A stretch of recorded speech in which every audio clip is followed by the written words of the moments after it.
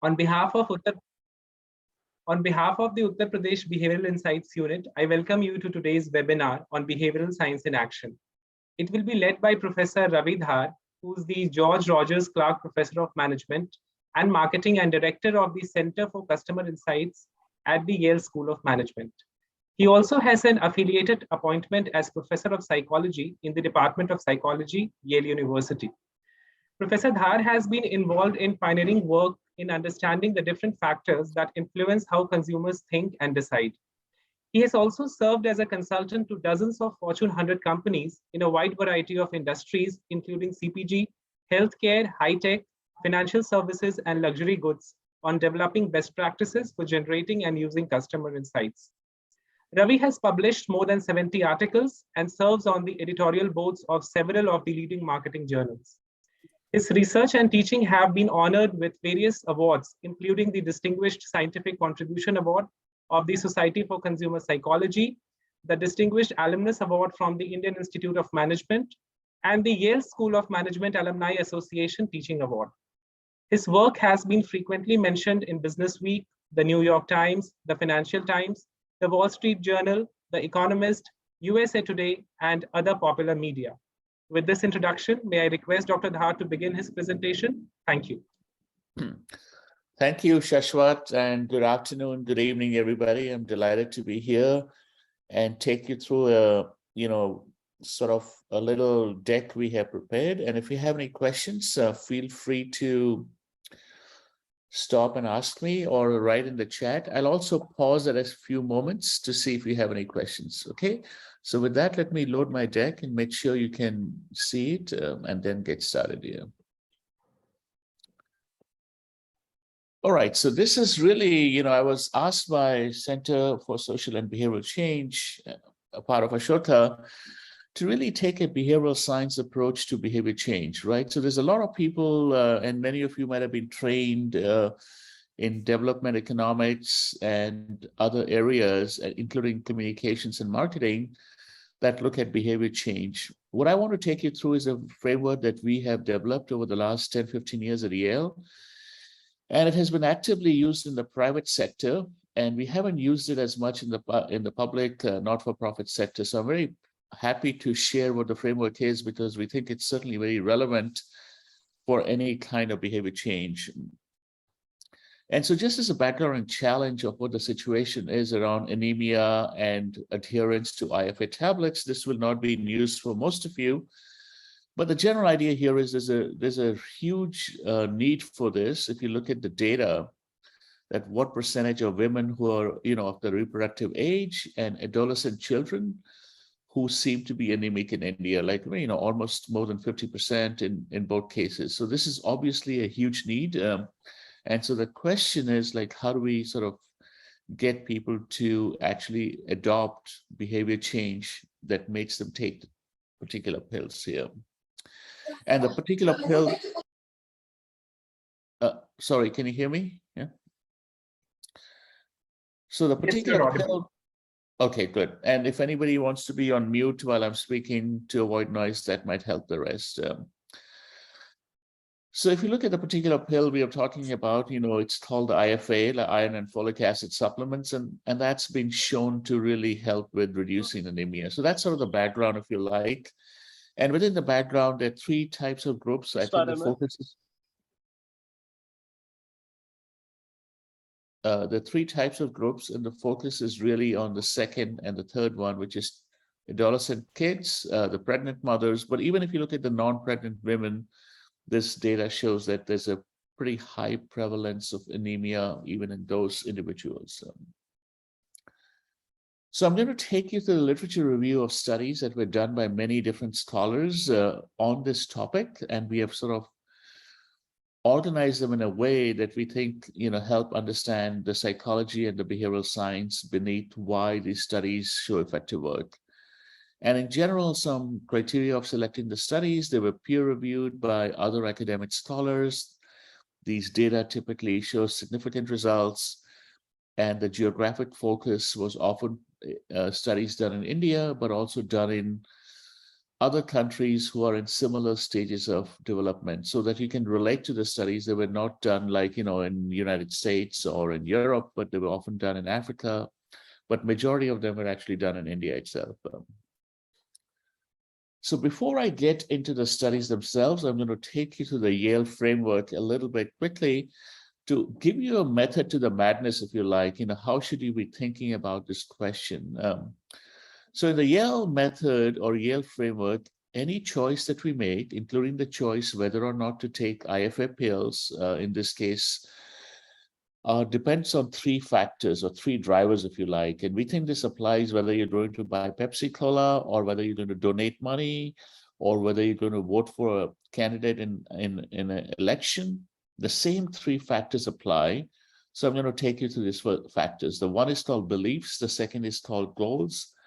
And the third one we call choice heuristics, or nudges, you can call them. So basically, a combination of belief, goals, and nudges are what leads to the final choice. So let me start with belief. What's interesting about human psychology or human behavior is a lot of decisions we make are based on beliefs. And what's important about beliefs is we form beliefs without really processing a lot of information, right? They can come from many places. Beliefs can be superstitious. When we were doing some work in India, we were told that, one belief was that a pregnant mother in the first trimester should not be seen by somebody else. If she's seen by somebody else, it might affect her health or the baby's health. So, and that made her decide to stay home most of the time. So what's interesting about beliefs is that they're formed without processing lots of information, and just giving them information doesn't change belief. You probably know that already when you saw people who were not taking vaccination in the US or in India. If you give them information of why vaccination is better, they would not change their beliefs. They said, no, I still don't want to take it. So fundamentally, first we understand why beliefs are important and how they drive evaluation. Here's a simple example of, pain reliever that's Tylenol or a generic one. And in most countries, the generic medicine has to be the same as a branded medicine. It's mandated by the government in the US, FDA, and similar mandates are in other countries, including in India. So the generic has to be identical. Still, many people don't take the generic. It's much cheaper, but many people don't take it.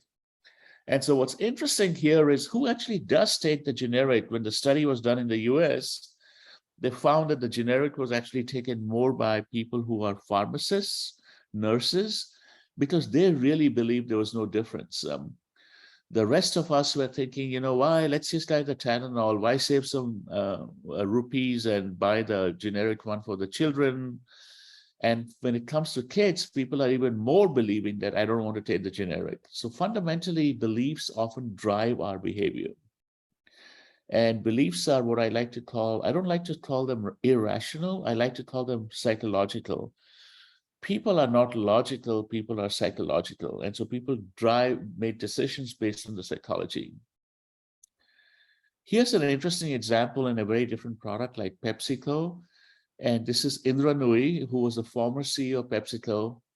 And she's talking about how they used sunflower oil in potato chips, like Lay's.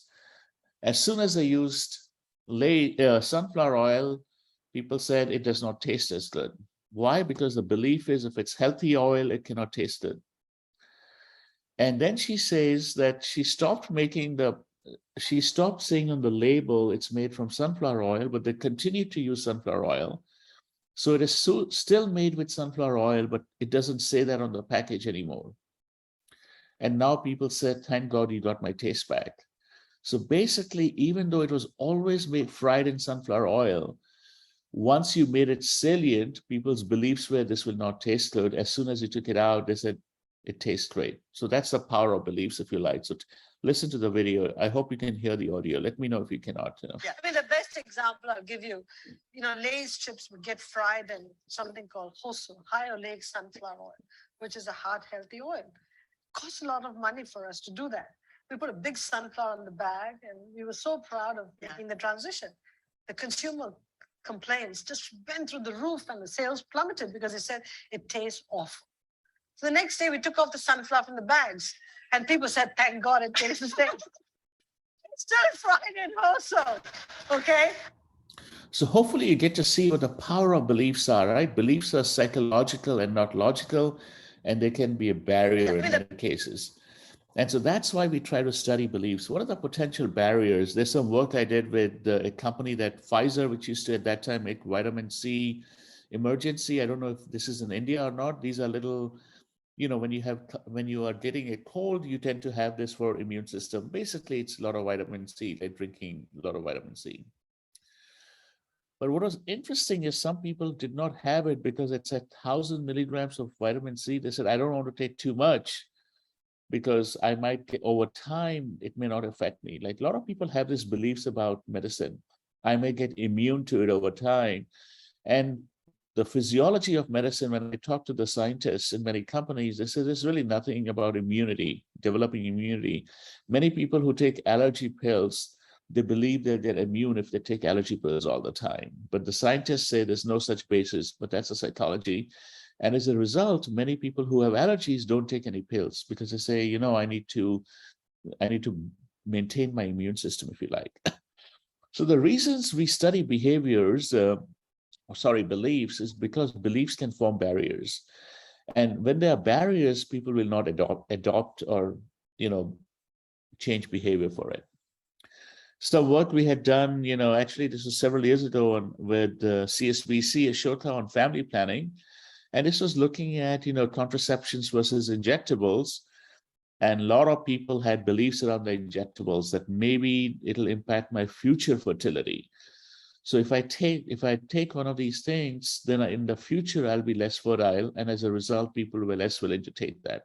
Again, these are beliefs. This is not based on reality.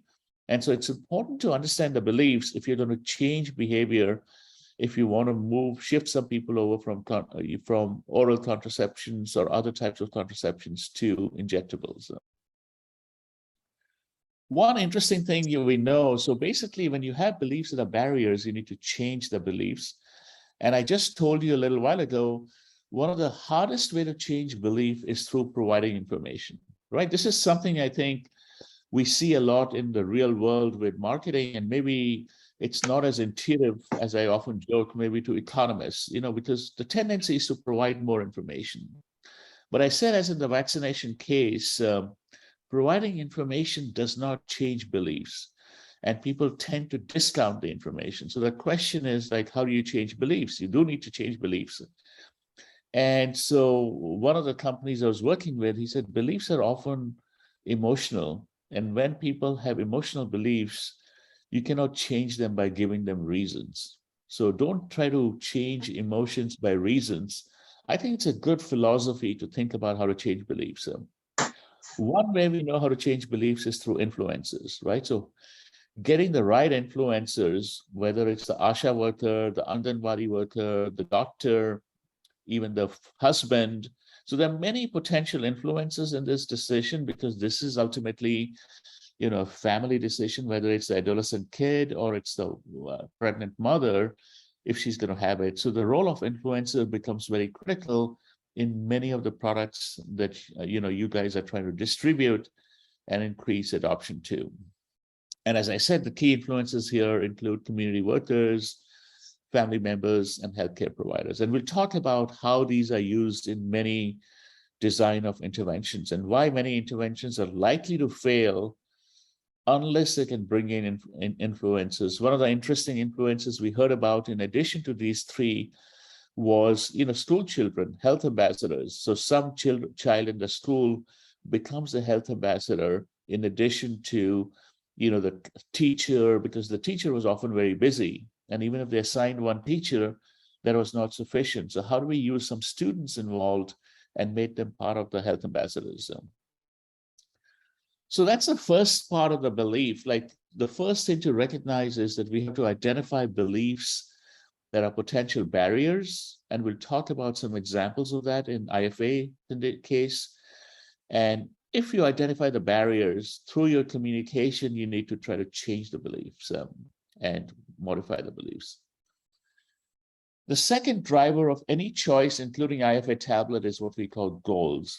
goals are what we mean by motivation. And, what are people's desired state? What do the people desire?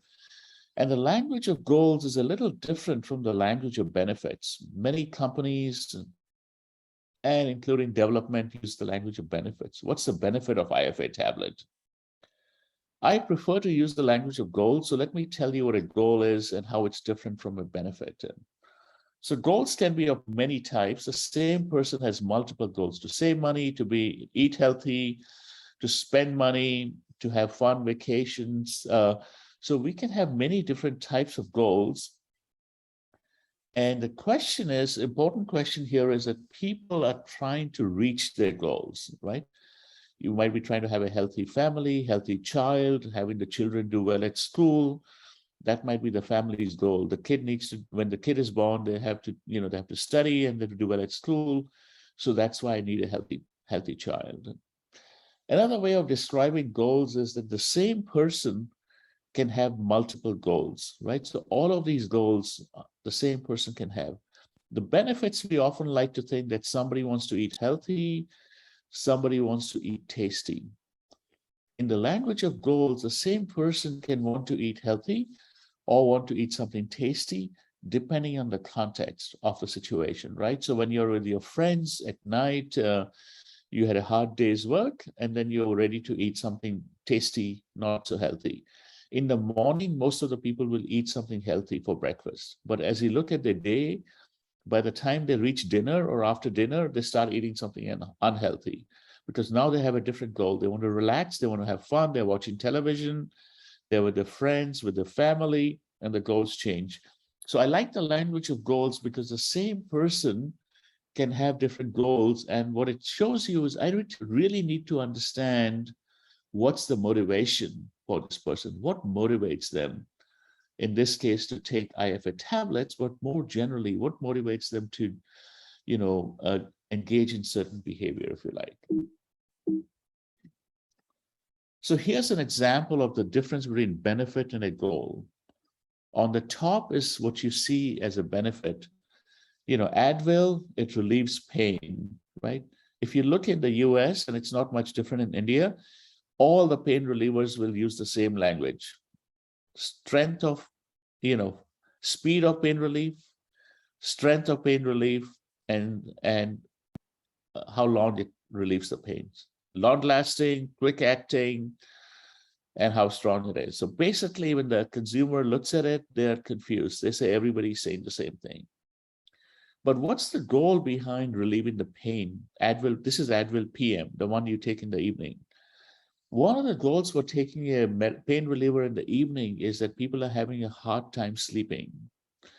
And so when they have a hard time sleeping, if you have an Advil, it'll help you sleep better.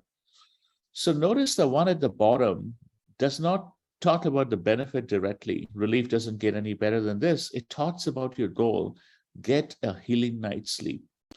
So anytime you focus on the goal of the consumer, we think the messaging is much more effective.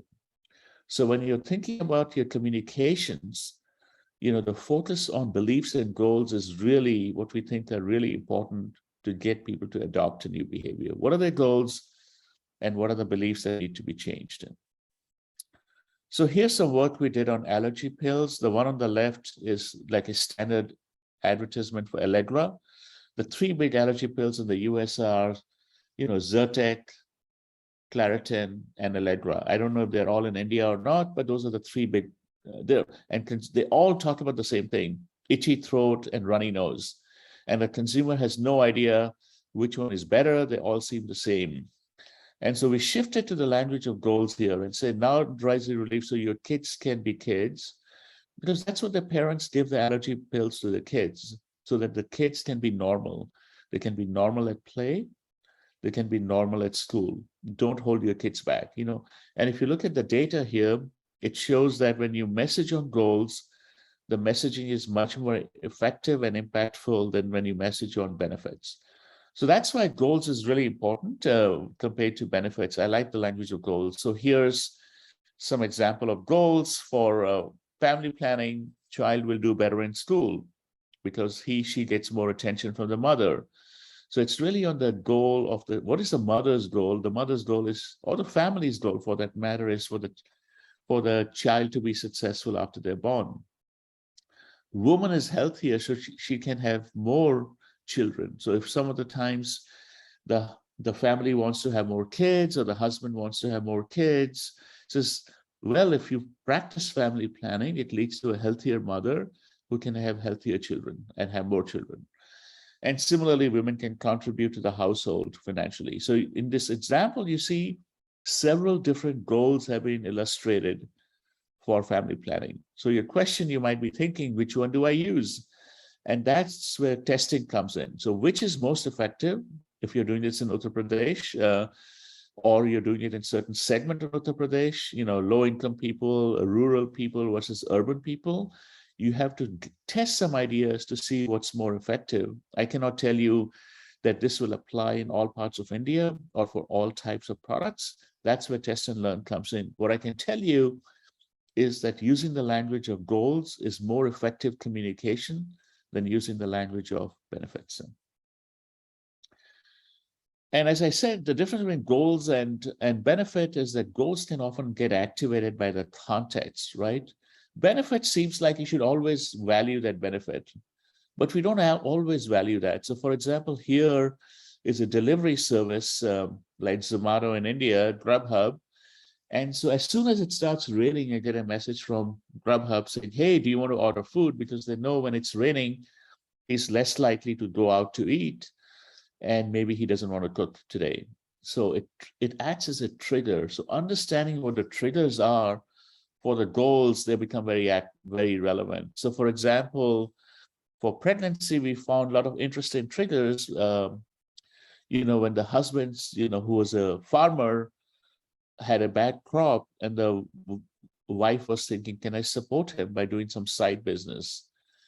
Or the goal could be, my children isn't doing so well and needs more attention from me. So really understanding the context of the family is what helps you identify the goals. So the research approach that we have taken here in the literature review, and I'm going to take you through some of the studies in the white paper that is available. There are many more studies, but I wanted to take you through, just give you a flavor of the studies and not take you through all the studies. But the general idea here is very important, which is the research approach is really, our review begins by identifying the beliefs that can be barriers so that we change them, and goals that serve as motivation. So behavior is driven by two things, motivations and barriers. Can we identify the barriers and try to change them? And can we identify the motivators and try to message around the motivators? That's the general idea here. So let me share a couple of examples on beliefs from IFA and several goals from IFA or which will be relevant to anemia. Then I'll take a pause and see if you have any comments or questions. So one belief that often comes up in IFA, and it comes up for many types of medicine type product, is the belief that treatment is not necessary. And so, in other words, when the mother is pregnant and weak, that's normal in pregnancies. And so belief that weakness during pregnancy is normal and does not need to be treated. So that's a general belief that many people might have. And so as a result, that limits taking a pill. And so the question then becomes, how do you change the belief that weakness is normal? So that's one example of belief that limits adoption of the IFA pills. Another belief that that was discovered, and this is often done through research, through consumer research, talking to the families over time, often talking one-on-one or focus groups, is how you identify the different beliefs. Sometimes you can also discover the field workers who have been working in the field for many years. They have some ideas. They also share what the beliefs are that are proven to be a challenge here. So in this case, the barrier belief was, if my mother didn't need this, I don't either. So my mother never took iron pills and she was fine. So why do I need to take that? So again, this idea that the delivery was normal and safe for my mother, 25 years ago, 30 years ago, so I don't need to take it. Even though the real reason your mother may not have taken it is because she did not have the opportunity to take it. So how do you change that belief? So that's one set of beliefs. The other set of beliefs are around quality and side effects, right? This is also not unusual for many medical products because medical products often have side effects. And in this case, one of the beliefs was taking too much iron could result in women having too much blood. And because iron supplements increase blood in this study population, some women believe they will bleed more profusely during delivery if they consume iron during pregnancy. This reminds me of a very famous studies that were done on children dying due to dehydration when they had diarrhea. When little kids had diarrhea, the parents stopped giving them water because they felt that if they gave them water, they would have more diarrhea. And that's one of the classic studies that were done to show why people often died of dehydration, whereas the right solution was to give them even more water as they were dehydrating. So this is very similar idea that people might have this belief, which might be completely not logical, but psychological. Another belief that came out that was done in these studies that showed people believe that IFA tablets can make babies bigger, resulting in difficult or dangerous birth. So if the babies are bigger, maybe they cannot come out as easily, and that's not safe for the kids, for the mother or the baby. And, in the study, they found in the tribal regions towards Koraput, people believe that iron tablets may increase the size of the child. So when you're identifying these beliefs that are barriers, the key is to focus on the 2 or 3 huge barriers. If it's only by some small number of people, then of course communication is not the right way. Then it's addressed best through the ASHA worker or Anganwadi worker. But if it's through mass communications, you really want to focus on the 2 or 3 main barrier beliefs that might be operating across many individuals as opposed to few individuals. There might also be beliefs about treatment quality, especially when the pills are free. And I've talked to some of the government, workers in different states, and they would often say, when you give something for free, people would say that it might be lower quality. And so the people who are in urban areas, they don't take the free tablets, they take the tablets that they buy from a medicine store. And so maybe what I'm getting for free is not as good. So sometimes it's, giving reason why something is free can be sufficient. Well, these are free because they're coming, somebody has given the money. They're not free. They're not growing on trees, and that's why they're free. So sometimes even explaining very simply, brought to you by, is enough to get people to counter the belief that it's free, and as a result, it may not be good. So let me kind of show you a couple of goals for IFA. We showed some of the beliefs that might be barriers. What are potential goals that people might have for taking IFA treatment? As you can imagine, a lot of the goals for, for the pregnant mother or even for adolescent kid is going to be around the child. And basically, one of the goals here is helping my baby grow better. If we give fertilizer to plants, then plants will grow, they'll stay fit. Similarly, tablets are fertilizers for human beings. I like the way this has been framed by the midwife because it's using very simple language, fertilizers for human beings, right? A farmer understand what the use of a fertilizer is. And similarly, this is a fertilizer. So sometimes you get really good communication, not from advertising agencies. You get them from the people themselves, because this is the language that the people are using, and that language is the most effective in getting them to be persuaded. Another one to focus is not to focus on the health of the child, but how smart the child is, right? So this is important because every parent wants their child to be not only healthy, but also smart. So if these supplements can help the child brain get better development, I want my child to be intelligent and smart. Baby is sometimes more persuasive maybe than saying a healthy baby. So this is, if you look at toys, and the toy companies do it all the time, when they sell to the parents, they don't talk about how much fun is the toy. They talk to the children about that, how much fun is the toy, but to the parents, they talk about how smart your child will be if they play with these toys, because parents are more willing to pay money for toys if they think it'll make the children smart. So I really like this example of goals. And hopefully you see the difference now between a goal and a benefit. A benefit of IFA pill will talk about, anemia and blood and all that kind of stuff, iron deficiency and that kind of stuff. That's not consumers' goal. Consumers don't walk around thinking, people don't walk around thinking about anemia. People walk around thinking about my health of my child, smartness of my child, and those kinds of things. So goal is what the person really cares about in life. Benefit is about the product. And so you need to tie the benefit to the goal. When I was doing some consulting in India with this phone companies, the Chinese phone companies, Vivo and Oppo. Hello. And they had cameras Hi, which Satya. Yeah. Tell me. They would talk about, can you be on mute, please? Yeah.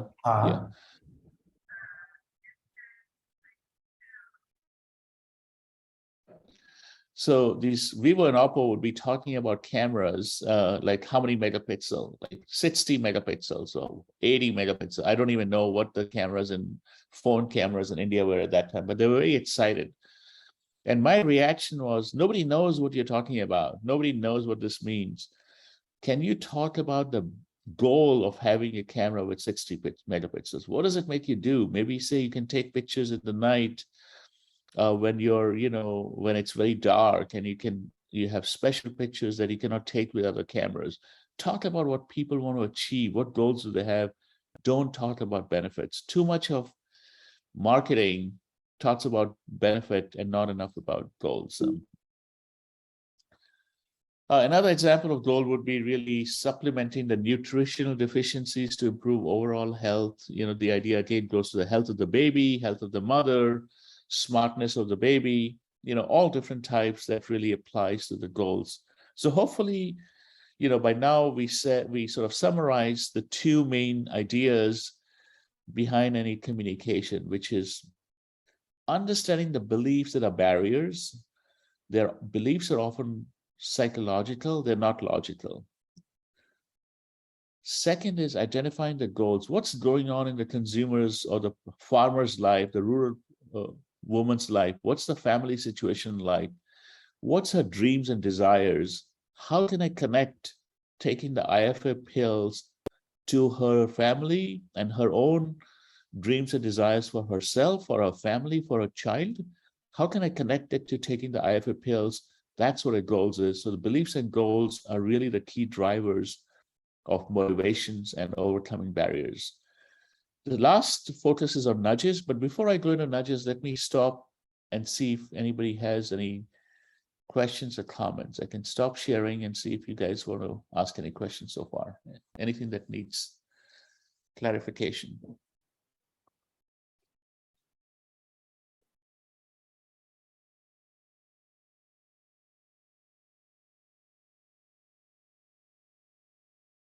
We have to have one question before we proceed. I'm a professor, so I'm going to cold call you like in the US, unless I get a question. Any one questions or even a comment? It could be observation. Doesn't have to be a question. Then I go. Thank you very much, Professor. It was really interesting. I have a question about the timing of the changing in beliefs. So at the time of emergency, for example, for pregnant women, they are really already in a shock of having a baby. So should we focus on beliefs or on heuristics or on goals? Great question. So I think you're right. So what is the timing? Belief change also takes a little bit of time. So the way I think, and the nudges is heuristics is what I'm going to get into next. The nudges are heuristics. What nudges and heuristics does, it basically changes behavior without changing beliefs or goals, right? If you look at the history of nudges, it was really focused on changing behavior without changing belief. In practice, what people have found, that doesn't really work most of the time, right? So a lot of the literature, if you look at the classic definition of nudge, which started off with this, you don't need to think about beliefs, you don't need to think about goals, let's just go and change their, create a heuristic. Like the problem with that is it often doesn't work. So the way I like to think about this is when I had discussions and interviews with a lot of the people in Uttar Pradesh working for the government and other places, they often have a multi-stage approach, right? They have a mass communication program in place oftentimes, whether it's for deworming, it's IFA, family planning, obviously the government is doing a lot of different social programs. But underlying each of them, they had a mass comm program, which could be television, radio, print, all kinds of stuff. So for the mass comm part of the program, I think addressing the beliefs and goals are very important so that you're already building up enough understanding. And at the moment that you're describing, for a particular scenario, that's when the nudges become most useful. So I think you need to have all three, because ultimately, otherwise you find that the nudges become less effective over time, right? If life was so easy that I don't change any beliefs, don't do anything to goals, and I can change your behavior all the time, then everybody would do that. But what we find is that behavior change is best when it's aligned with beliefs and goals. So I'll give you an example. We do a lot of work with Google and how to get them to eat healthy, right? So Google has free food in the campuses, like a lot of Indian tech companies, and they find that people are gaining weight because they have so many choices. And so a lot of the people who stopped eating meat, there were three different goals around eating meat. For some people, it's about animal rights, animal welfare. I don't want to kill animals, so I don't eat them. For others, it's about my own health. Eating animal protein is not good for my health, so I will stop eating.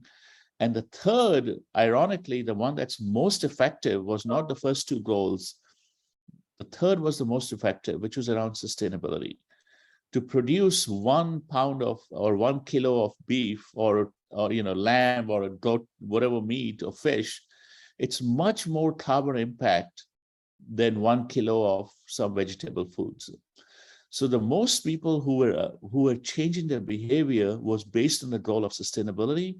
It was not based on the goal of animal welfare or even my own health. So to me, if you want to change and make more people into eating vegetables, what was more effective was understanding what motivates them. If you didn't do that, the nudges were much less effective. What would be an example of a nudge? The example of a nudge would be, let's put the vegetables before the meat. And then if we know that whatever is first in front of them, people would eat that more. Let's say that's a definition of a nudge. So I just changed the order in which I serve the meat and the vegetables. But we found that that nudge itself doesn't have much effect unless you tie to the goal of sustainability and other things. So hopefully that answers your questions. Yes, it did. Thank you very much. Any other comments or questions? Hi, Professor. That's Pooja Haldia. It's good to see you after quite a long time. Yes. Great seeing you. Yeah. I had a comment and then a clarification. I think the comment was that, you talked about the messaging on anemia and it being linked to goal. And it reminded me of some work that we had done where we had tested several goals, what would appeal to women. And interestingly, what we found was that out of all the conflicting goals, the more immediate goal around safe and more pain-free delivery seemed to resonate more than even a longer term goal of a healthy child or a smarter child. So we were quite struck by the fact, and I guess it's also, you see in literature that more immediate goals sometimes can be more powerful than long-term. And that actually came out very beautifully when we tested messages around, you will just have a safe and a pain-free delivery, which is what I think was a very immediate and a concrete goal, that the women had. And the clarification I had was that, in some of the work that we do, obviously, we talk a lot about making the process easier for a behavior to happen. So if you make something easy, reduce the steps, let's say it makes the behavior more likely to happen. So in your BCG framework, where does making something easier or less cumbersome or less, less effortful, where does that fall into? Would you call that in the whole, the choice, the C part of it? Yes, it falls under the C. The nudges make the nudges easy. But I think you're raising a broader point that Pooja, you're raising a point that when there are multiple goals, the goals that are more immediate, are going to be often more powerful in changing behavior. And I think that's a point that people often miss, and it was missed even in the literature. Let me give you an example of this. In exercising, one of my good colleagues at Chicago did this study. So exercising, if you look at the data among people who exercise versus people who don't exercise, there is no difference in terms of how important is health to them. What is the difference? The difference was in how much they enjoyed exercising. So some people went to the gym and said, this is the only time I watch TV. When I'm in the gym, this is my guilt-free consumption. They're enjoying the exercise and they were more likely to go. So that's an important point, because what do most companies do? They start talking about how important exercising is to you and why don't you should go to the gym because it's very important. But it's consistent with Pooja's point, telling people that going to the gym is important or eating healthy is important doesn't work. People already knew that. That did not explain the difference between people who eat healthy and people who go to the gym. What explained the difference was people who enjoy going to the gym or people who got intrinsic enjoyment for eating healthy. Some people enjoy eating healthy. Others look at it and say, that's disgusting. How can you eat just, salad and so forth? So I think, to me, Pooja, when you call what you call a near-term goal, I would call it's kind of related to the idea of how do I make the process immediate process less painful, and as a result, that becomes itself a goal. Like dentists, right? People who go to the dentist versus who don't go to the dentist, I don't think the difference is probably going to be how much oral care matters to them. It's probably the same, but one group is really scared and thinking that if I go to the dentist, it'll have this thing. Vaccination, by the way, I'll give my own example. I would never take the flu vaccine. Like I said, I don't want a needle, like it's a pain, the immediate pain of a flu. Then when I took the vaccine for COVID, I said, oh, this was not so bad. I thought the pain would be much more. And then I said, like, why don't you give me also the flu vaccine? It's really, the point you're making is really insightful. The reason it's insightful is because our belief is that the way to change behavior is to talk about why this is so important. And oftentimes what's much more effective is to say, like, why this might be easier to do, or it's not going to be painful at all. So and Pooja, it addresses the belief that people might have, oh, it's going to be painful or it's going to be boring. And changing that makes it much easier that within 5 minutes, you're out of there. It takes you only 2 minutes a day and you're done. So I think that's a great comment. Any other comments or questions? Okay, so let me then go back to the deck. Go back to the nudges. The nudges are heuristic section, right? So what is the idea behind a heuristic session? The idea is that there's a gap between what consumers believe and what they do. Like, so we believe, in this case, soda, I should have something healthy, but I often end up having something that's more fun. So I end up drinking Pepsi instead of drinking water. This is a very interesting study done in the US Department of Agriculture.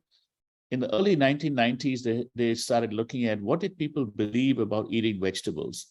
So 8% believe they should eat 5 portions a day of vegetables in 1991. So they did the standard communication, like, which like any health comms do, and they were able to change that belief over time. They found that 35% now believed they should eat 5 portions of veggies a day. So the belief actually changed between 1991 and when the campaign was done around, by year 2000. But what's the data in terms of behavior? 11% actually ate 5 portions of veggies in 1992, and the same percent even after the percentage of belief went up. So basically what this tells you is you need nudges, because sometimes there's a gap between what people say and what people do, what people believe and what people do. And that's when nudges are a way to get them to change their behavior. So this is why you need all three. You need the belief. If I don't believe that I need to eat vegetables 5 times a day, then the nudge doesn't work. The nudge starts working when I have that belief. Or let's say the nudge works better if I have that belief. If I don't have that belief, then the nudges will have some effect, but not as much of an effect. Similarly, studies that have been done in pharmaceutical industry, looking at people taking pills, adherence in medicine, you notice that on average, 15% of patients will not fill their first prescription. And this is not because of money. This was in the US, but similar studies have been done in Europe where medicine is free, and they found there's a drop-off. By month 1, 80%, 25 to 80% are still adherent. By month 6, 50% are suffering from chronic disease, do not take the medication. And this is a big issue in pharmaceutical, because if you adhere to medicine, it's good for the pharma industry to make more money.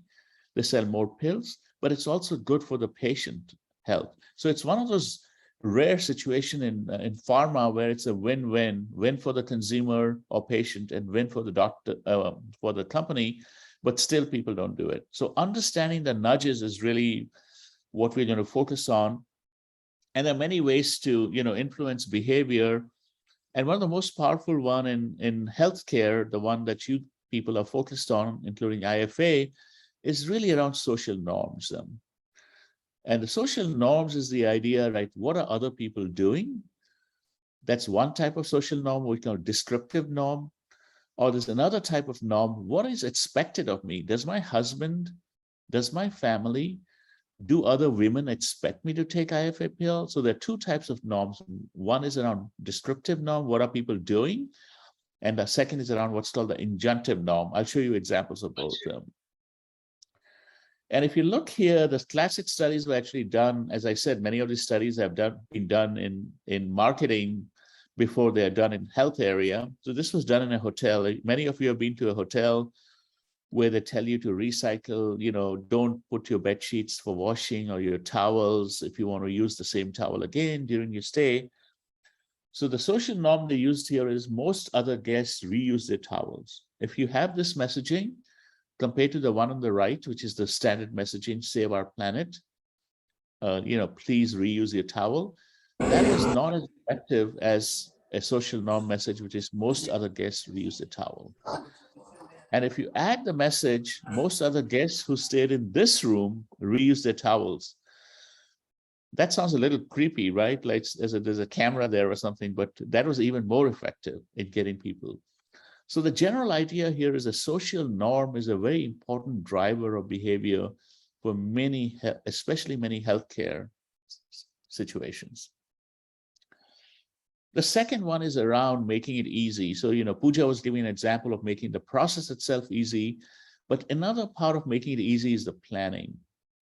The planning idea is that, let's say there's a village nutrition day that I have to go there, and then I have to stand in a line, then I have to do my vaccination or whatever. Applies less to IFA, which needs to be having repeatedly, but let's take one-time vaccination that I take at the village health and nutrition day. Planning helps. What does planning do? Planning makes it easier. So in this study, what they did is some people got the message on the left, which is the control condition. Hey, we have a flu clinic. These are the times the flu clinic is open. Please come and get your flu shot. The one in the middle and one on the right has the same message, but they only added some place where you can put in the day and time that you will actually go. This is what we mean by planning. Nobody's going to see this. This is only for yourself, but you're adding that. Once you do that, we find that the number of people who actually go and get a flu shot in the middle and in the right increases compared to one on the left. So that's the general idea behind planning, that planning makes decisions easier. And when you make the decision easier, people are more likely to do. By the way, as a sidebar, planning is the most common technique used in the US by the two political parties, Democrats and Republicans, because most people in many countries don't vote, right? Half the people vote, 50% vote at most, 50% do not vote. In the US, in a non-presidential election, it's even less, it's 30 or 40%. So how do I get people to vote? You can send them a reminder message, the control condition. Hey, the polling place is open between 7 a.m. and 7 p.m. Please show up. That's what they used to do, Democrats and Republicans. They changed it to the one in the middle and the right. They would say, hey, the polling place is open between 7 a.m., 7 p.m. When would you go? How would you get there? And do you know where the polling place is? So where, when, and how is often what we call planning. Where is it? When would you go and how would you get there? Just doing those three things increased the number of people who voted by around 10%. You know, if it's 50%, the number went up to 55%. You might think 50 and 55 is not very different, but in elections, even 2%, 1% can make a big difference. So it's a very common technique, the planning, to get people to show up. So in terms of the literature review, I think we organized the effect of nudges in around 4 buckets, if you like. The first is a social norm. Second is around, education and awareness. Third is a treatment design features. And the fourth is around reminders. Many people think about only the last bucket as a nudge, the reminders. One of the things I want to point out that nudges can be very broad, very different, and people have been very creative in designing very different types of nudges. So don't think of nudges as only sending text messages and emails or videos. Think about nudges as being very broad. So take a look at the literature review that I'll have in the next 20 minutes. So hopefully you see the value of the broad way of thinking about designing nudges. And the reason I mention this is because I find many of the development economics nudges, they go mostly to the last one or a little bit on education, but it's much broader than that. The social norms as a nudge, this is probably the most well understood, well-studied nudge, which is around the norms. As I said, there are 2 types of norms: descriptive norms, which is how many other women are taking IFA pills. And there's an injunctive norms, which is what are your beliefs about expectations that you should take it? What does my husband or my family or other women believe? In general, we find the literature review that injunctive norms are more effective than descriptive norms in this area. So we find that if how many other women think you should take the IFA, that is higher correlation between norms and intention to take IFA pills. So in general, norms are good, but we find injunctive norms are more effective than descriptive norms in changing behavior.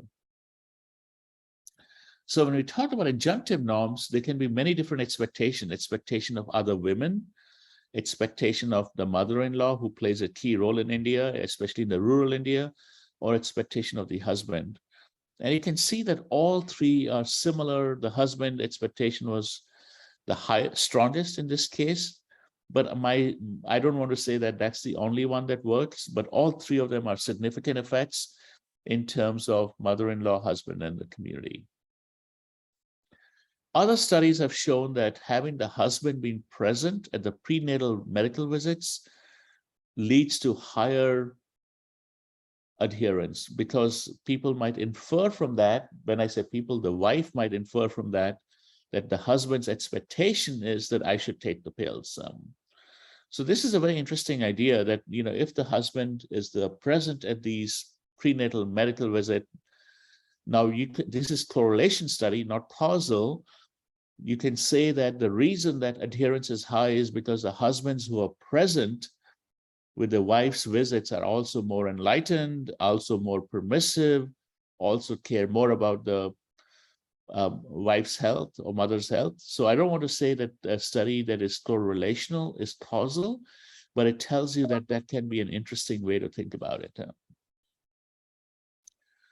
The second nudges that we talk about is around education of the key actors. As I said, education is used fairly lot in the development economics work. They'll have some brochure or some video to see.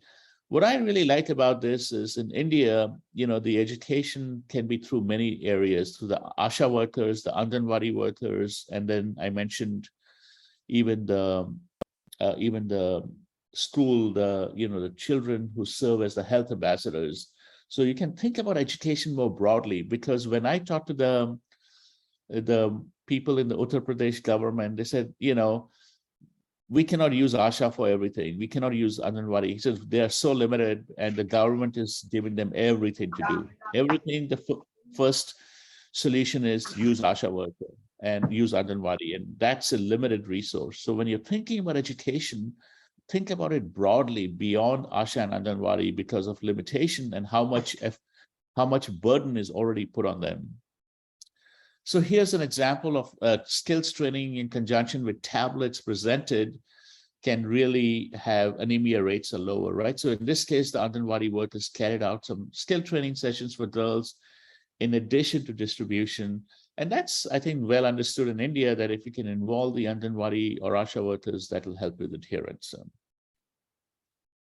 So this is why this one I find more interesting, because now I'm not relying only on a very limited resource in India, the Asha and Anganwadi worker, or even more limited, the doctors, but using schoolgirls.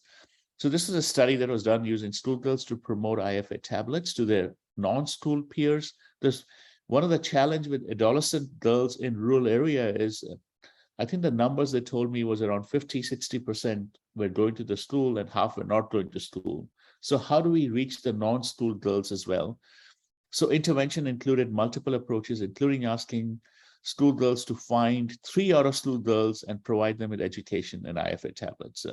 And if you see the result here, it shows post-intervention, the prevalence of anemia was lower in this particular study. This is a study from China. As I said, we looked at studies not just in India, but in Africa and China as well. And this was about iron supplement in soya sauce. And school children helped educate their families about the benefits. So this is the school children now educating the families. And they found that, 1 year after the intervention, who had purchased the fortified sauce, which is, helped with iron supplements, was much higher than the baseline. So very interesting study, again, how to involve the kids in this whole process. And that could be through gamification. There could be other ways to do that. And the third nudges, we'll talk, around nudges that sort of drive adherence, if you like. And there are 3 different versions here. One is direct monitoring, which again can be very expensive because, one of the things you have to think about, can we do it at scale? And anytime you have direct monitoring from Asha or Anganwadi, that's going to be very hard to scale. And so simple communications are the other tools we can provide to the mother, and an alternative treatment vehicle. So I'll talk about 3 different examples here. Direct monitoring, as you can see from the name, it's very clear what it means, like directly supervised IFA supplementation. So the first dose of IFA was supervised by Asha. What's interesting about this study is that even though only the first dose was supervised, the effect persisted over time, and change in anemia prevalence was much higher in the treatment condition than in the control condition after 100 days. Similarly here, direct observers were not in Asha or Anganwadi workers, which can be, as I said, hard to do. It's limited resource, but it could be the direct observers from the village, usually family or older neighbors, were assigned to monitor the consumption of iron supplementation. So this is similar to bringing in the children, school children. How do we bring in some other people from the area that could be monitoring? And again, you find out by the 100 days, the treatment group showed 22 percentage point lift in adherence. So 54% adherence versus 76% in this particular study that was done. If direct monitoring, whether through Asha, Anganwadi, or village adults, is not possible, another potential is around, pictorial handbook. So pictorial handbook is designed to help educate, was given in one group, basically to pregnant women, like, how they should be taking the pills. And you can design this in many different ways. Basically, it could have some numbering so that people know they're on the 7th pill, the 8th pill, and so forth.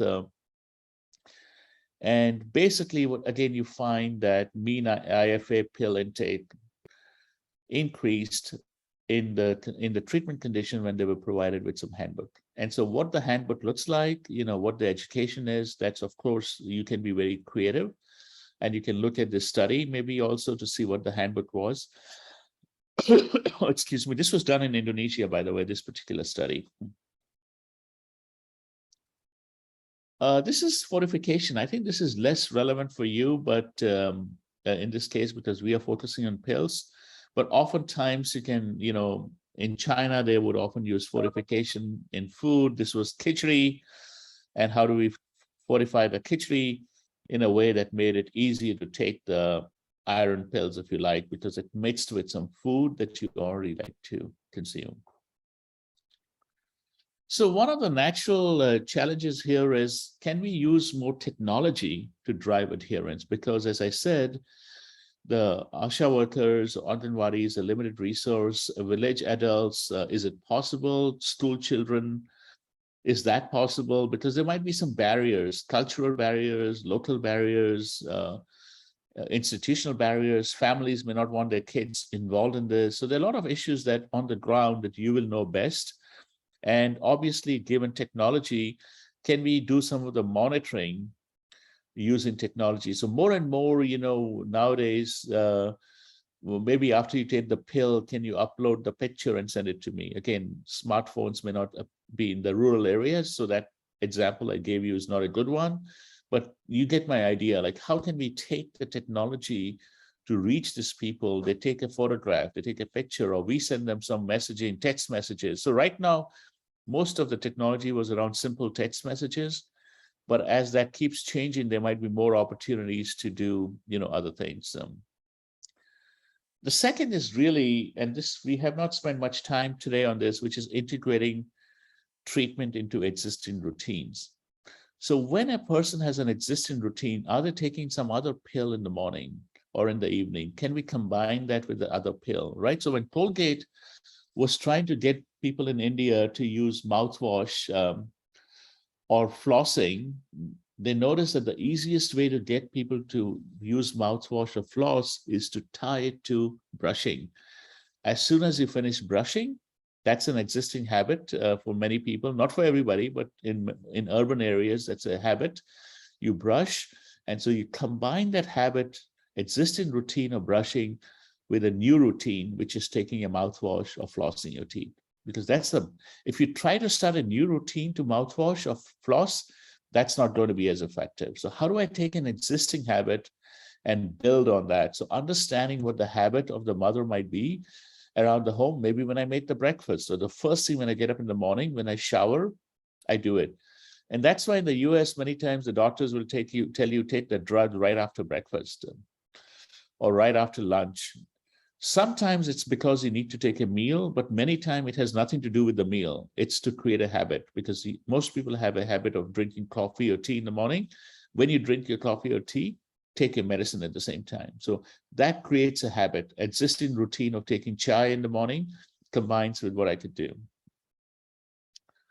And so there are a couple of examples here or nudges in the literature. One is around sort of early medical registration of pregnancy.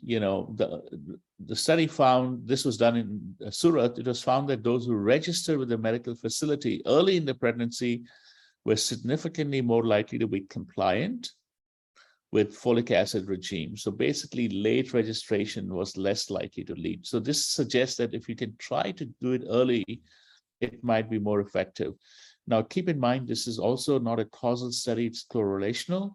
So similar to the husband being present, maybe people who register early also care more about their health, and that's why they're more likely to comply compared to people who register late. Maybe the people who register late are busy, are more stressed, have other demands on their time. So we need to interpret the results carefully, but because it's not a causal study, it's a correlation study. And this is something that I've seen that many places in India have started doing, this automated calls, which is using technology to improve adherence. So this is an example of treatment group received a short audio message 3 times per week for 3 months, encouraging them to take iron supplements. So here is again an example when you're sending a message, it's a nudge, but you can have something around a goal or a belief in that message. For your kids to be born smart, please remember to take your medicine. That's an example of having a nudge, but also having a goal. So I think, as I said earlier, good nudges are that which integrate with some beliefs and some goals, because that amplifies the effectiveness of a nudge. And this is, again, sort of a mobile app example. In this particular case, a mobile health app for ASHAs to register pregnant women was used to help provide real-time guidance through counseling, simple algorithms for various maternal and child health issues, right? So again, the study found that having the nudges from ASHA workers, who's clearly a key influencer, is more effective. And so this is important because now the ASHA worker does not have to go to the home. Maybe it can use technology and call the mother or the family and remind them to do this. So that's another way to use technology, simple phone, cell phone, to try to add reminders. And this study was actually done in rural UP. So I'm going to close this and then open it up for any questions or comments you might have. So, we have a fair amount of time if you have, otherwise we'll just finish a little early. So, key summary, the first challenge is to identify key beliefs that might serve as a barrier to take IFS supplements. This has to be local, this has to be regional, so rural versus urban, Uttar Pradesh versus, Bihar, Bengal might vary. So depending on the state in which you are, let's understand, is religion playing a role? It may or may not in many places. Is social, some other social integration playing a role? What are the barriers, beliefs that people might have? And then once you identify the beliefs, through the literature review or doing some additional research, how do I focus on the 2 or 3 main barriers? Because I'm going to be doing it at scale. I don't need to focus on the one that applies only to 5% or 3% of the population. Let's focus on the beliefs that applies to 50%, 60%, 70% of the population. The second, as I said, don't focus on the benefit. There's too much tendency to talk about anemia or, whatever, deworming. Talk about the goals. What is the goal of the family? And connect that to the benefit, right? So why you want a smart child, then you need to do something about it for anemia. So remember that example from pain reliever. What is the motivation? Because if you connect it to the motivation of the family, they are much more likely to adopt and change behavior, because that's my desires. It's not about taking an anemia pill. It's about having a smart child or a healthy mother. Once you identify the motivators, as Pooja was saying, you might have identified 2 or 3 different motivators. You have to decide how many can I use, what's effective, depends on my outreach strategy. Is there a way to segment, or should I pick 1 or 2? That's a decision you have to make depending on how you reach them and what your options are. The third is, we said, the nudges. The big idea behind nudges is that there are many different types of nudges. It's not just about messaging. It's not just about educating or using an ASHA worker, because that's a constrained resource and you need to think broadly. Country like India, technology will have to play some role, because if you're going to do it at scale, we have to use technology. The government has been, upgrading the technology in the rural areas as well. So I think this will become even more important over time. So beliefs, goals, and nudges together is what we think drives behavior change. So with that, I'm going to stop sharing, and see if you have any additional comments or questions.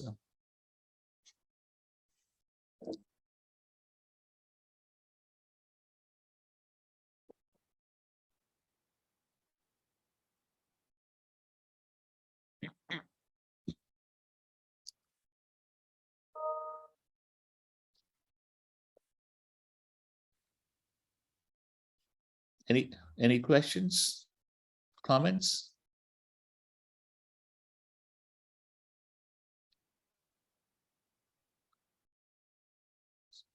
So Shashwat, I'll pass it on to you then.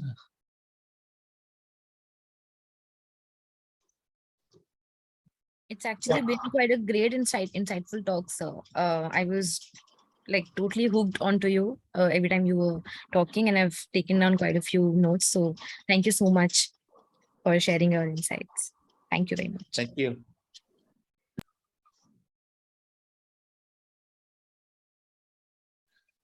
Any comments? Any comments or questions from anyone? Even if you have a broader question on behavioral science, behavioral economics, I'm happy to not on IFA. If you have any general question, I'm happy to answer that as well. If I may, my name is Sangeeta, and I'm a novice in this space. Of course, I'm a psychologist and just been introduced to the space of behavioral science.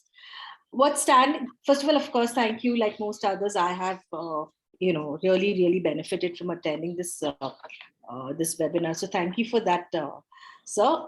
The question that comes up in my mind when I hear you speak, and this is something that I've been challenged with even when I was doing the course, which was recently concluded, is the relationship of time to behavior change. So like Pooja was talking about, there are immediate goals and there is a long-term goal that will require shift in behavior, right? How do you sort of design for time, and not just time in changing behavior, but also time in making sure that, it's sustained? So how do you sort of, one, plan for it, design for that, and two, how do you sort of monitor that change has been sustainable over a period of time? Sure. So let me break up your question on the timing aspect. I think we're conflating or confounding two aspects of time. I just want to be very clear. In all of this, the behavior change we want to happen right now. That's not about time. The behavior change has to happen right now. The challenge is in many, the impact of the behavior change often occurs over time. And as a result, it's harder to change behavior. For example, exercising. Just because you went to the gym today, you're not going to get six-pack, or you're not going to lower your blood pressure just because you went to the gym today. That takes time. So the difference, it might take maybe multiple years. Similarly, savings. Just because you saved money first month is not going to help you in retirement. And so in many types of behavior change, where the long-term goals are, what's the word I'm looking for? Where the long-term goals are achieved over time, behavior change becomes difficult. But keep in mind, we want to change the behavior today. We want them to start saving today. We want them to start going to the gym today. We want them to start exercising, family planning today. So one observation is we call this decoupling. Whenever there's a decoupling between the cost and the benefit, if you like, the cost is today of going to the gym. I cannot sit home and watch TV. The cost of eating healthy is today. I'm not having the jalebis, I'm having some salad, right?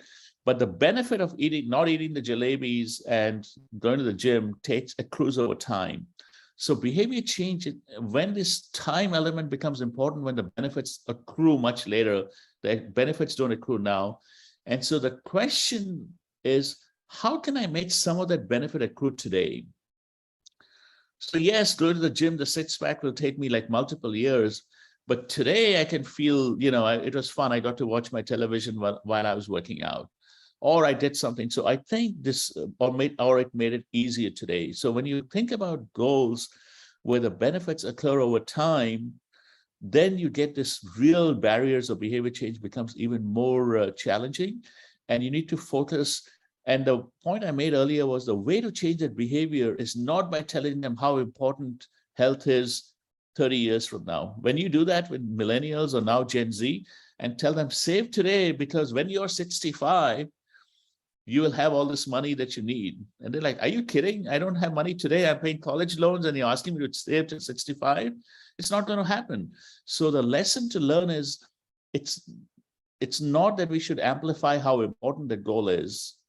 It is like, can I create some goal right now that it also meets for the mother, for the family, for the child? That's when you get the biggest bang. I create a sub goal, like, so insurance companies used to do that. So at the long-term goal was like, you hope in life insurance. Most people buy life insurance hoping that they never use it, right? Nobody's ever wanting to die typically when they buy life insurance.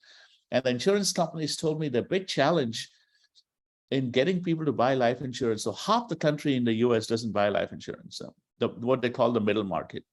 And they said that people just don't feel the need. Like, I'm 30 years old, 35, like, what do I care about? I'm not going to die. So the belief is I'll live forever at that time. And so what the challenge was, what small thing can I give you towards your goal right now that makes you feel that you're making progress towards that broader goal that you might have. So I think that's where what's interesting, ways to have some short-term goal that's satisfied. So Pooja had that example of like, how do I make it easy? But I'm saying go even step further than that. How do I make it more interesting, more fun right now, right? The exercising example I come back to in the US, which is so effective, which is you watch your TV when you're exercising. So now when you exercise, you don't feel guilty watching TV, you're not doing anything. And at the same time, it makes you exercise more because they bundled something you enjoyed, which was a goal, with something you didn't enjoy. Over time, people develop their own enjoyment. So if you see people who run, they're not running because they'll be healthier when they're 65. They actually enjoy running now, and all the endorphins, when you're sweating, and then you feel really high after you finished running, right? So what you have ended up doing is you have created a sub goal for them, which is immediately actionable because they immediately feel good. And you'll find this with people who are regular going to gym. They say, when they don't go to the gym, they say, I feel really bad today because I feel like something's missing. And they have reached that stage where they're getting that short-term thing. So this is kind of an interesting thing. Even when, studies, as you can intuitively believe, to eat little kids eat vegetables. If you want little kids to eat vegetables, you don't tell them how healthy this will make you. They have no interest in that. But they made it more fun. The shape of the vegetables, like what do you do, different colors, all the kinds of tricks that parents will often play on their kids to get them to eat something the kids don't want to eat. So they create a sub goal which made it more fun or immediate. So I broadened the make it easy to make it fun, make it easy / make it fun, or make it, immediate goal. That really has a big impact. Sure. Thank you, sir. Thank you. Sure. Anyone else? We have a question from Dr. Renu Srivastav, who's from UPTSU, in the comment section. So she's asking, any evidence available for change in behavior regarding childcare practices or recognition of danger signs? Yeah, it's a good question. Nothing, when we did the lit review, we did not focus on the childcare practices, and so I don't remember a study that I looked at. So I don't have anything specific in mind. But Dr. Srivastav, could you elaborate on the childcare practices? Like, could you give examples, and maybe somebody in the room may have some idea. What did you mean? Could you elaborate on some certain specific practices that you might be referring to? Yeah, thank you. Hi. First of all, congratulations, and thank you so much for making us a part of this. It was really very interesting to listen to you, and consider ourselves as a newborn in this field. And so I'm asking that as TSU, one of the behavior that we are trying to address is like the practices related to bathing in a newborn. So like, whereas we know scientifically that a good sponge, the newborn needs to be cleaned, and a good sponge is as good as a bath. But somehow the beliefs and the norms around bathing a newborn are so much that everybody wants to give a bath to the baby. So when should I give a bath? Whether the cord falls, whether the cord doesn't fall, the preterm, low birth, So how do we take that message that yes, even if you sponge clean the baby is clean. So you understand, this is one of the example, so there are n number through your deliberations. I came to know that you're quite aware as to how do we work in the state of UP with the communication and the kind of material that we use. But still we see that people come late to the facility. The care seeking is not very prompt. So, despite telling them that these are the danger signs, somehow they don't kind of respond to that promptness which is expected or which they are supposed to do. So what do we do? You're asking great questions. I really liked the question on the sponge versus bath. I'm not 100% sure why you are trying to do the bath. Is it because of the water shortage or water maybe? No, it's nothing to do with water shortage. It's basically to avoid hypothermia in newborn. Oh, I see. Got it. So, Got it. which is very, very critical. Yeah, yeah. Got it. Got it. And Okay. also, several other harmful. Yes, got it.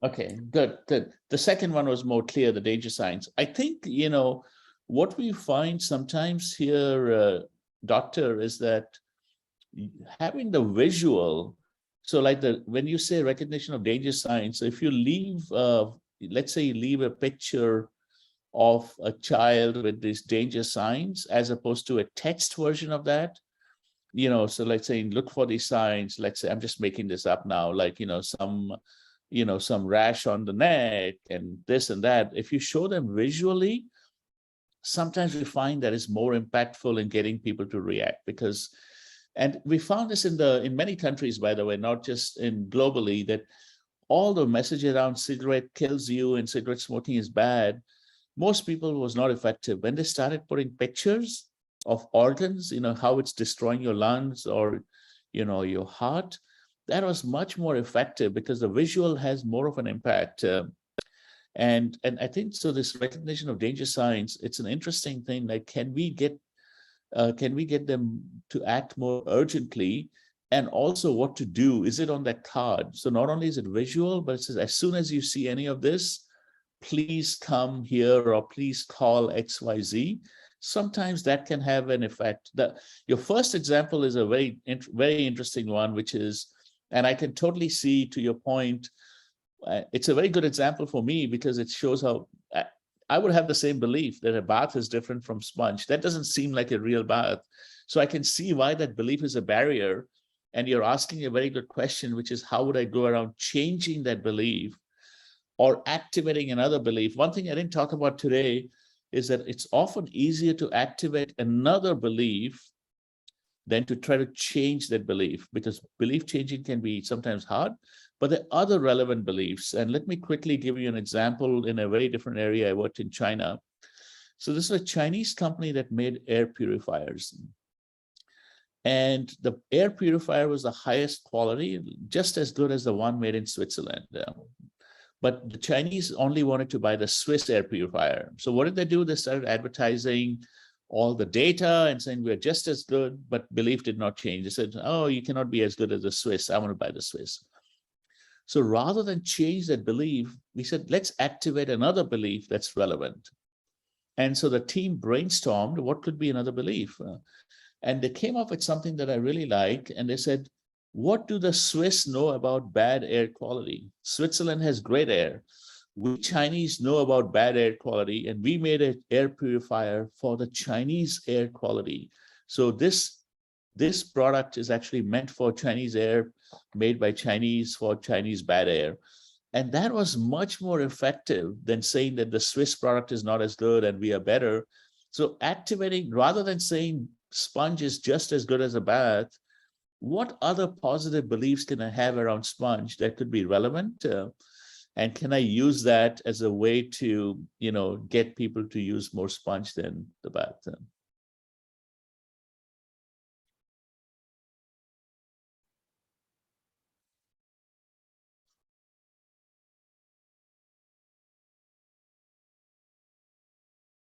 Any more questions? We can take one more question if anybody has.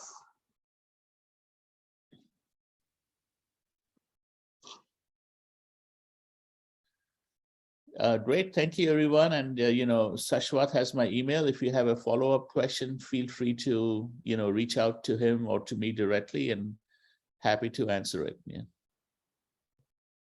Yeah, thank you, Professor Dhar, for this enriching session. I'm sure all those who have attended this session will definitely, they definitely have something to take forward from this webinar. And I'm sure the framework and tools that you suggested during the webinar, I'm sure it will help almost all of us, though we are working in different areas, but then these principles, this framework could be applied to solve some of the behavioral challenges in the areas in which different stakeholders are working. And I would also like to thank Daniel for facilitating this webinar, and then our own team here in UPBIU. Thank you to everyone, and thanks to all the members in the audience from various organizations like UPTSU, CSBC, etc., for joining, and hope that we all will be able to think about more by taking forward, taking from the points that were discussed today. And thank you so much, everyone. Thank you. Bye-bye. Thank you. Bye. Thank you.